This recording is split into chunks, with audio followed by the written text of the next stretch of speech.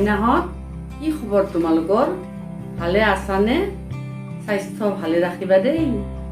স্বাস্থ্য ভালে থাকিলেহে মন ভালে থাকে, সাধু শুনিবলৈ মন যায়, হয়নে? গতিকে আজি মই তোমালোকলৈ এটি সাধু লৈ আহিছোঁ।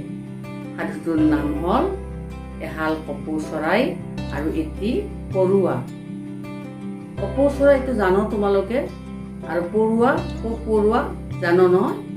গতিকে এডাল দিখৌ নদীৰ পাৰত এডাল বিৰাট ডাঙৰ আহঁত গছ আছিল। এই গছডালৰ ওপৰত এহাল কপৌ চৰাইয়ে বাস কৰিছে। ধুনীয়াকৈ বাহ আছে নহয় কপৌ চৰাইয়ে। প্ৰকৃতিৰ বস্তুবিলাক আনি ধুনীয়াকৈ দৰ্জাও বনাব পাৰে কপৌ চৰাইবিলাকে। আৰু ঠিক তেনেকৈ পৰুৱাই ডাঙৰ আহঁত গছৰ তলত, আহঁত গছটো বিৰাট ডাঙৰ, গুৰবিলাক বৰ ডাঙৰ ডাঙৰ, গতিকে তাৰে তলত গাঁত খান্দি এটা পৰুৱাইও বাস কৰিছিল। এনেকৈ দিন গৈ আছিল।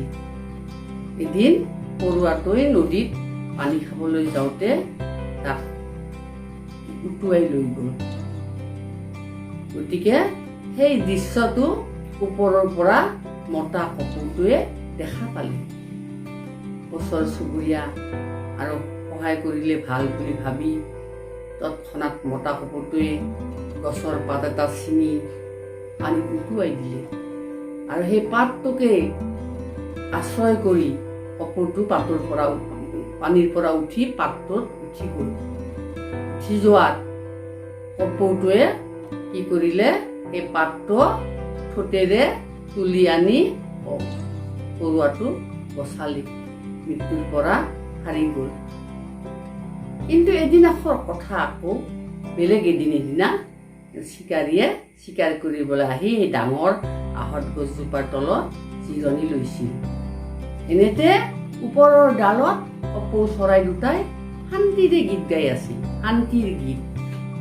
গতিকে সেই গীত শুনি ওপৰলৈ চাই চিকাৰী দেখিলে যে ধুনীয়া দুটা কপৌ চৰাই। গতিকে ইহঁতক মাৰিব লাগে। চিকাৰীয়ে এইবিলাক নাজানে নহয়, খালি মাৰেহে। জন্তু চৰাই চিৰিকটি দেখিলে মাৰি খায়। গতিকে বন্দুক লগতে থাকে, বন্দুক ৰেডি কৰি চিকাৰীয়ে সাজু হ'ল কপৌ চৰাই দুটা মাৰিবলৈ। একদম বন্দুকৰ গুলি তুলি ভৰাই ৰেডি হ'ল।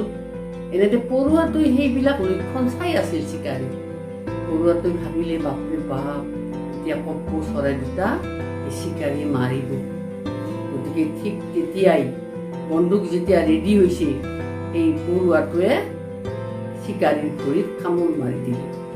চিকাৰীয়ে আয়ৈ বুলি চিঞৰি দিলে আৰু বন্দুকটো বেঁকা হৈ গুলিটো বেঁকাকৈ পৰি গ'ল। বেলেগত গুলি লাগিল, কিন্তু কপৌ চৰাই দুটাৰ গাত গুলি নালাগিল। কপৌ চৰাই দুটাই মৃত্যুৰ পৰা ৰক্ষা পৰিল। কাৰ বাবে জানানে মইনাহঁত? এই পৰুৱাটোৰ বাবে। এই পৰুৱাটোক এদিন বচাইছিল নহয় মতা কপৌটোৱে। গতিকে এদিন উপকাৰ কৰিছিল।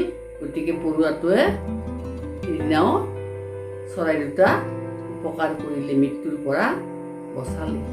গতিকে মইনাহঁত পাৰিলে তোমালোকে উপকাৰ কৰিবা দেই। গতিকে তেতিয়াহে তোমালোকে উপকাৰ পাবা।